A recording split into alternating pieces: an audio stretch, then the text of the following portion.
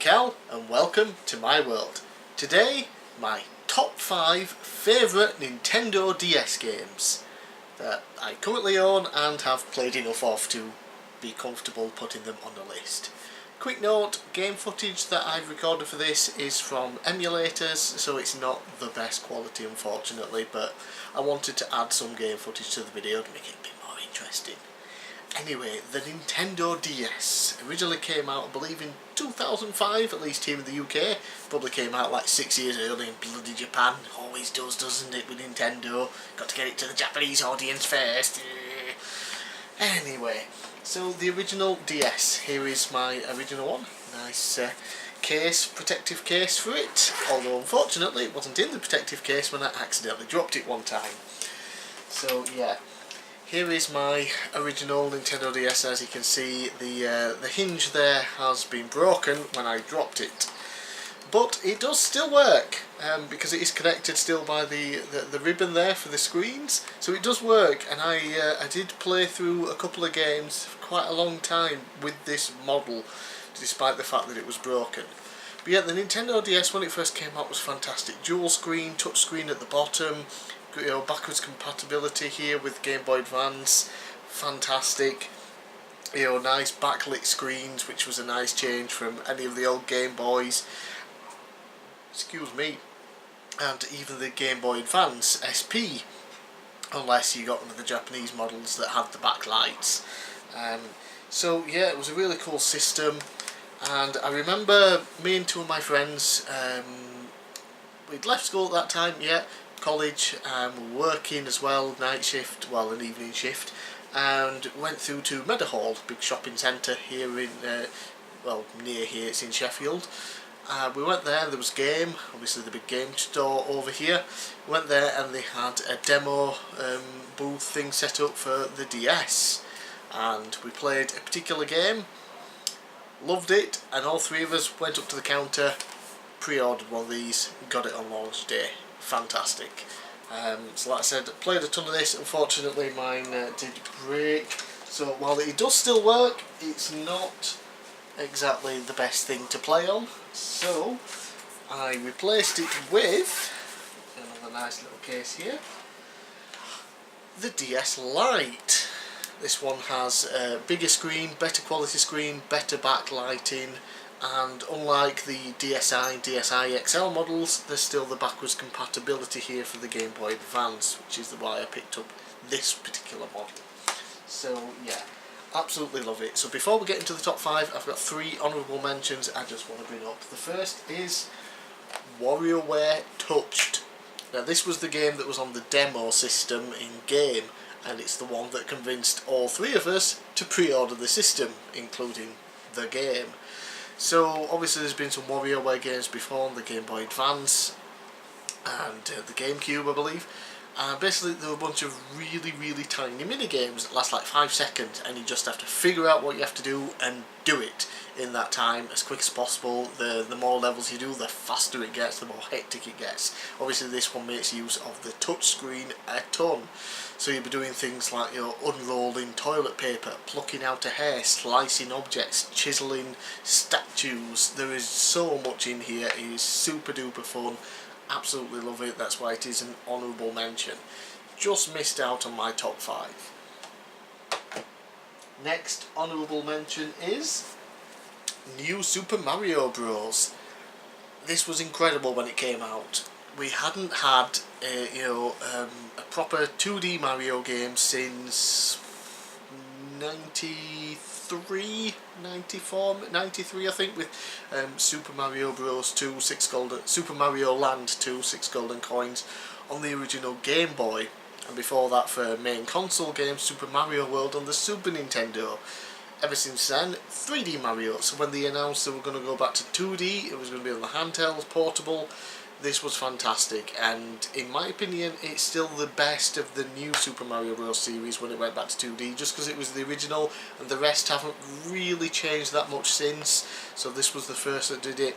You got the cool giant mega mushroom, turns Mario giant and you can crush objects and things. Not used the best throughout the game, but everything else is quality and I really enjoy this game. Okay, that back. And lastly, for honourable mentions, we have Dragon Quest 9 and the subtitle Sentinels of the Starry Skies. This was only the second Dragon Quest game I ever played. I bought this and another one at the same time, so I played through this second, and this was one of the games that I played on the original DS that I have there when it was broken, and I put in about 50 hours into this. Playing it with the broken DS where the screen wouldn't hold up, I would have to put something underneath the screen and lay down on the bed and play it that way. Crazy. But it's a great JRPG. This, obviously, the other ones on the DS are all 2D, they're remakes of Super Nintendo games. This one was brand new, specifically built for the DS. It was in 3D, looked incredible, played incredible, really fun story, had a ton of fun with this one. It is a great game. I'm happy I bought it and got into the Dragon Quest series in part because of this game. Number 5. So, the first game on this actual list at number 5 is a launch title, Super Mario 64 DS. It was really incredible when this came out. We could play the Nintendo 64 Mario game, the 3D game, big open worlds and things, on a handheld? Really? Awesome. Not only that, but they updated the visuals because the DS could do a little bit more. And they even added some content to the game. I actually forgot completely while I was playing the game on the emulator to record footage how different the start of the game is. You start as Yoshi. You play as Yoshi, you do a few levels, get some stars, and you have to find Mario. And then there's also, of course, Luigi and Wario as playable characters. I don't know if they were in the original, I can't remember. But yeah, so it's just really cool playing as Yoshi, some of the early Mario 64 levels. And then you got all the mini games in there. I played the hell out of Luigi's Texas Hold'em or whatever it is. Yeah, I played a lot of that, made a lot of in-game coins with it. Really fun. It was just so cool to play, like I said, Nintendo 64 game on a handheld. Playing it now, the controls aren't as great as it seemed back in the day. The camera, very iffy because you're just doing it with the shoulder buttons. Not as fantastic, but it still holds up as a really fun game, and I think I probably played more of this than I did the actual N64 version, although I've yet to beat Bowser at the end. Yeah, that's just me. But yeah, got enough golden stars and things to get to Bowser. I just haven't beat him yet for whatever reason.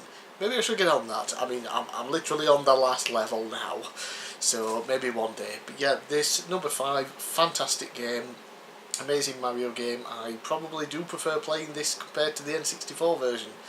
That's just me. Number 4. So this one is on my list, but I didn't want it to be on my list.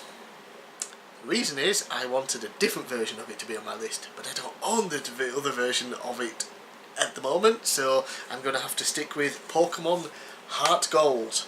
Really wanted it to be Soul Silver, but I don't own that one as of yet, so it's Heart Gold. Generation 2 Pokemon, Gold and Silver and even Crystal, my absolute favourite Pokemon generation. It was the first ones that I played. Back in the day I bought a Game Boy Color and Pokemon Silver, and that is pretty much all I played on the system.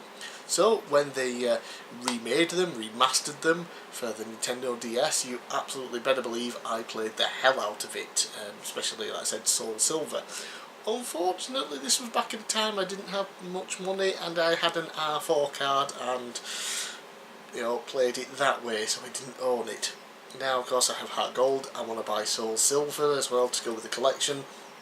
But yeah, it was just really cool, seeing the old Game Boy Color graphics updated now for the 3DS. So visually the game looks much better, it controls even better. I think you actually get running shoes in this game, which in the original you either had to walk or wait until you got to Goldenrod City, I think it was, and get the bike. Here, you can run, I believe.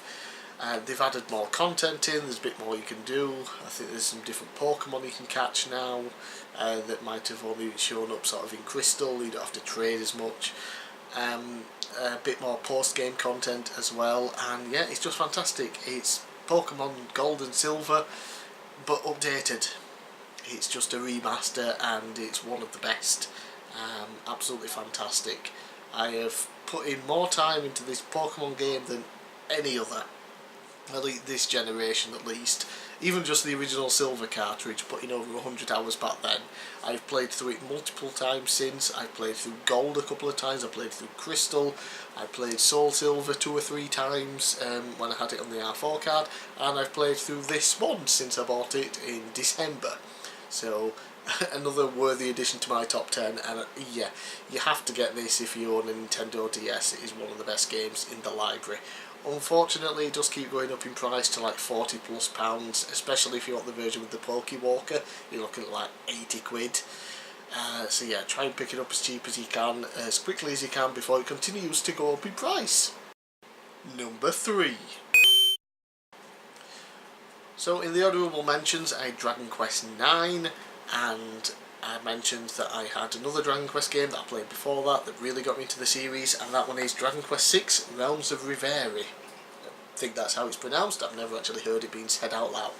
But yeah, this one is a remake from the Super Nintendo days, and yeah, it's still got those cool, it's still got the Super Nintendo style graphics but updated for the DS again. It's like a remaster, like the Pokemon games, and it looks and sounds and plays absolutely fantastic. The characters are so cool. I love the Dragon Quest series for all the English dialects they have.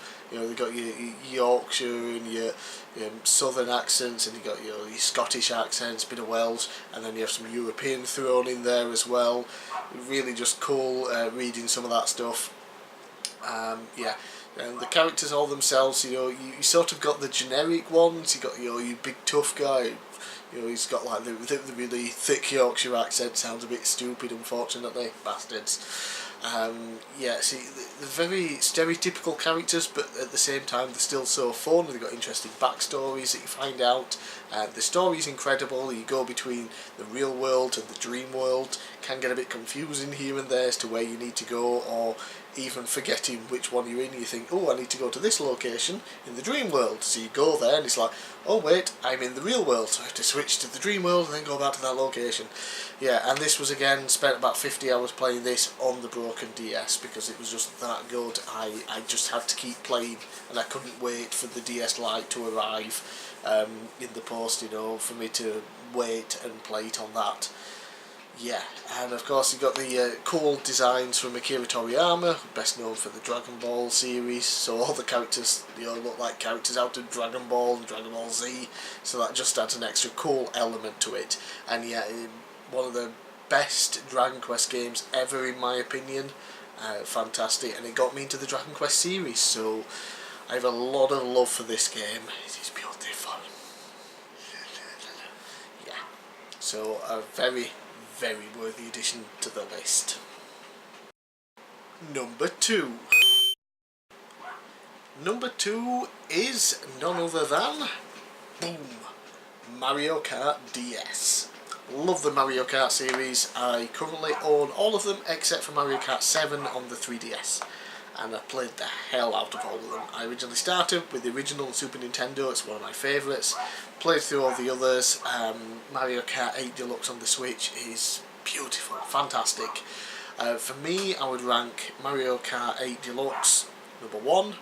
Then number 2 and 3 are interchangeable with Super Mario Kart on the Super Nintendo and Mario Kart DS on the DS. This is a wonderful game. I missed out on the Game Boy Advance version back in the day. I own it now, so this was the first Mario Kart I got to play on a handheld, so that was fantastic. It looked really good at the time. The graphics don't quite hold up as well now, but you know, it's just one of those things. But there's some great tracks on here. I'm not entirely sure, but was this the first game that had the retro tracks? I don't know if that was a thing throughout the others. I just remember that being like a big selling point for this game, so I don't know if that was the case. But again, you know, retro tracks on here, really cool. Some of my favourites from the Super Nintendo days. Absolutely fantastic controls, tremendously.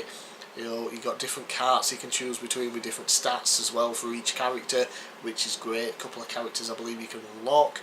Like I said, the courses that are in the game are fantastic. There's a couple that I would love to see, brought in as retro tracks for the next Mario Kart game, or just DLC for Mario Kart 8 Deluxe. Battle mode is on here as well, fantastic. You've got your classic battle mode arenas that we're all used to, the really good ones.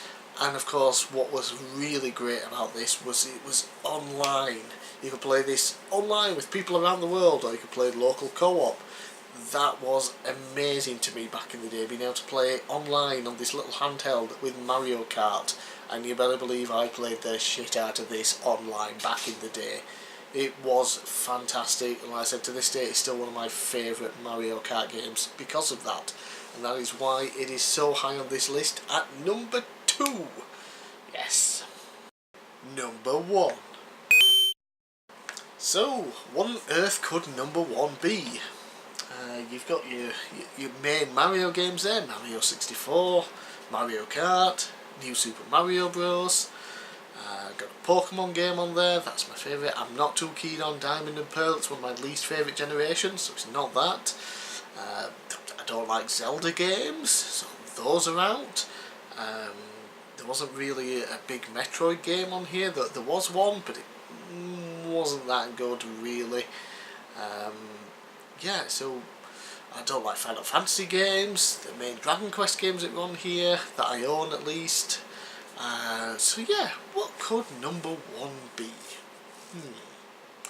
Well, I have sort of mentioned what it could be earlier. I did name drop a particular series. Because when I mentioned Dragon Quest, the creator, Akira Toriyama, happened to do the artwork. Because my number 1 game is Dragon Ball Z Attack of the Saiyans. Yes, probably a bit of an out there number 1 for most people, but yeah, it is my number 1. I love this game. It is a traditional JRPG, turn-based action, kind of done, in this kind of Super Nintendo-y style graphics, but obviously a bit updated for this. And it's set in the Dragon Ball Z world, mainly surrounding the first saga with the Saiyans, Raditz, Nappa and Vegeta. But it does start you in Dragon Ball in the battle against King Piccolo. Sorry, not King Piccolo, Piccolo Jr. in the tournament. I guess just to give you a little backstory of who Piccolo is, so you understand why it's important that he helps train Gohan a little bit later in the game. Yeah, this is fantastic. Looks incredible, sounds incredible. The battle system, really, really fun, because you got all the great Dragon Ball Z characters that were there at the time. You get to level them up, gain experience and AP, I think action points. You can buy new moves for them, you can upgrade the moves, so you can have Kamehameha waves, and Destructo discs, and Spirit bombs, Tri-beams and all this. You can, special beam cannons, you can upgrade them up to like level 5, which is the maximum, and obviously they get stronger and stronger. You have special combo abilities which you can find throughout the game. Yeah, and you can update or you can upgrade all their abilities as well. So some might be able to upgrade the defense and their attack. Some might be able to have their gauge build up. I don't know if it's a rage gauge. Some anyway where it builds up, and that's when they can hit a big special move and things like that. Really, really cool. And plus, you also have to be careful when you're in battle, because you have 3 characters, top, middle, bottom, and basically using X, Y and B. You get a little flash on the screen as to where the opponent's going to hit. If you press the button at the right time for the particular character, you can block and take less damage, and even occasionally counter attack. So that's cool, and always keeps you engaged during battle, so you're not just sat pressing attack, attack, attack all the time. Lots of content obviously has been added, because the Saiyan Saga, Raditz shows up, they fight, Raditz dies, Goku dies, everybody trains, Nappa and Vegeta come, they fight, people die, the end. Obviously there's a lot more to that. You have to search for the Dragon Balls at one point, to bring Goku back.